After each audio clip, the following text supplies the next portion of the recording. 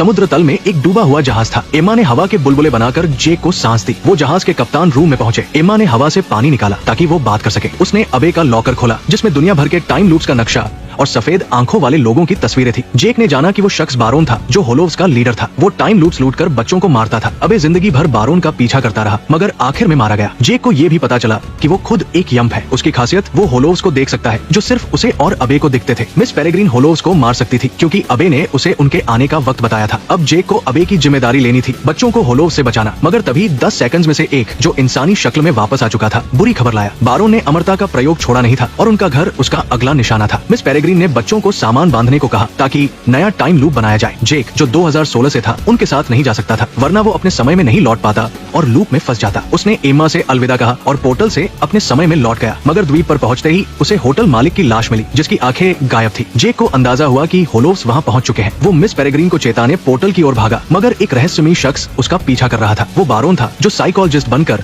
जेक को द्वीप तक लाया और पोर्टल तक पहुंच गया। जेक बारोन का मुकाबला नहीं कर सकता था। वो उसके साथ बच्चों के घर लौटा। मिस पेरेग्रीन ने दरवाजा खोला तो जेक को बंधक देखा। बारोन ने कहा कि उसे अब आंखों की जरूरत नहीं। अगर मिस पेरेग्रीन 10 सेकंड्स बनकर उसके साथ ब्लैक पूल लैब जाए तो वो बच्चों को छोड़ देगा। मिस पेरेग्रीन को बारोन पर भरोसा नहीं था। उसे पता था कि इंसानी शक्ल में न आए होलोव्स जल्दी आएंगे। जेक जो अकेला होलोव्स को देख सकता था बच्चों की आखिरी उम्मीद था। मिस पेरेग्रीन ने बच्चों को एक बूढ़ी औरत के साथ छिपने को कहा। वो खुद बाज बनकर बारोन के साथ चली गई मगर तभी एक होलोव ने बूढ़ी औरत को मार डाला। जेक ने बंदूक उठाई मगर शॉट नहीं मार सका। एक बच्चा मिलार्ड जो अदृश्य था होलोव से भिड़ गया। जेक ने बाकियों को अटारी में छिपने को कहा और होलोव पर हमला बोला। होलोव गुस्से में अटारी की ओर भागा। तभी जेक ने एक बच्ची फियोना से उसकी ताकत पेड़ों को तेजी से बढ़ाने की इस्तेमाल करने को कहा। फियोना ने पेड़ उगाए और जेक बच्चों को लेकर उन पर चढ़ गया। वो नाजी विमानों के बम गिराने से पहले होलोव को चकमा देकर भाग निकले मगर मिस पेरेग्रीन वहाँ नहीं थी इसलिए समय रीसेट नहीं हुआ। बच्चों का घर खत्म हो गया। अब अगर बच्चे 1943 से बाहर गए तो वो तेजी से बूढ़े होकर मर जाते। उन्हें मिस पेरेग्रीन को बचाकर नया लूप बनाना था। एम्मा ने बच्चों को समुद्र तल के जहाज ऑगस्टा तक ले गई। उसने हवा से पानी निकाला और एक बच्ची ओलिव की आग की ताकत से इंजन जलाया। जहाज जाग उठा। अबे के नक्शे से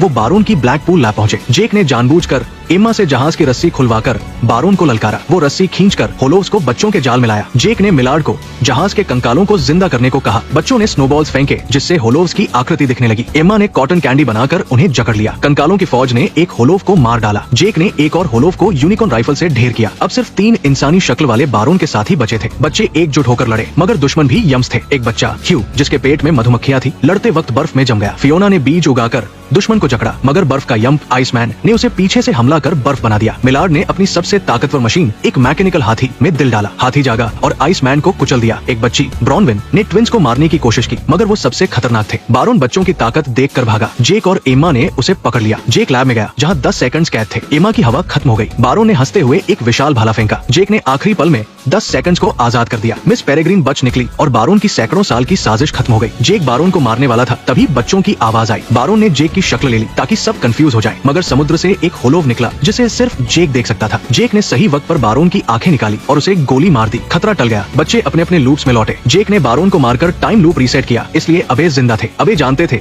कि जेक एम्मा को भूल नहीं पाएगा। उन्होंने जेक को ढेर सारी करेंसी दी और कहा कि वो दुनिया घूमकर 1943 का लूप ढूंढे। सालों की यात्रा के बाद जेक आखिरकार एम्मा से मिला जिसे वो हमेशा से चाहता था।